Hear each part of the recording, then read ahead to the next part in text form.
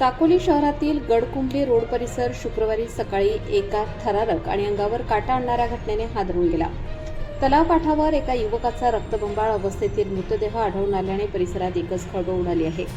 सकाळी नेहमीप्रमाणे क्रिकेट खेळण्यासाठी मैदानावर आलेल्या युवकांना पाण्याशेजारी संशयास्पद अवस्थेत मृतदेह दिसताच त्यांनी तातडीने साकोली पोलिसांना माहिती दिली.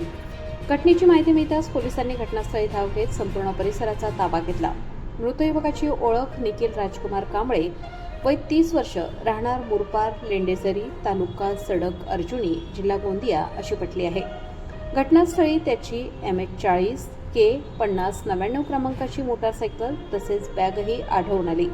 मात्र मृतदेहावरील जखमा पाहून पोलिसांनाही धक्का बसला.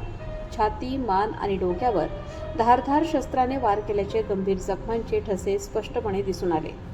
त्यामुळे हा सरळ खून असल्याचा प्राथमिक अंदाज व्यक्त केला जात आहे. स्थानिक नागरिकांच्या मते आरोपींनी अत्यंत नियोजनबद्ध पद्धतीने हत्या करून पुरावे नष्ट करण्याच्या उद्देशाने मृतदेह तलावात काठावर फेकल्याची शक्यता नाकारता येत नाही. भरवस्तीजवळ एवढ्या क्रूर पद्धतीने हत्या झाल्याने नागरिकांमध्ये भीतीचे वातावरण निर्माण झाले आहे.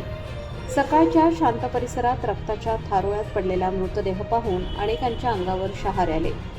घटनेनंतर साकोली पोलिसांनी फॉरेन्सिक पथक व श्वान पथकाला पाचारण करत तपासाची चक्रे वेगाने फिरवली आहेत. घटनास्थळी पंचनामा करण्यात आला असून मृतदेह शवविच्छेदनासाठी रवाना करण्यात आला आहे. मृतक विवाहित असल्याची माहिती समोर आली असून हत्येमागील नेमकं कारण अद्याप गूढच आहे. पोलीस मृतकाचे कॉल रेकॉर्ड, हालचाली, संपर्क आणि घटनास्थळी सापडलेल्या वस्तूंच्या आधारे तपास करत आहेत. दरम्यान आरोपी कितीही चलाख असले तरी त्यांचा लवकरच छडा लावला जाईल असा विश्वास साकोली पोलिसांनी व्यक्त केला आहे.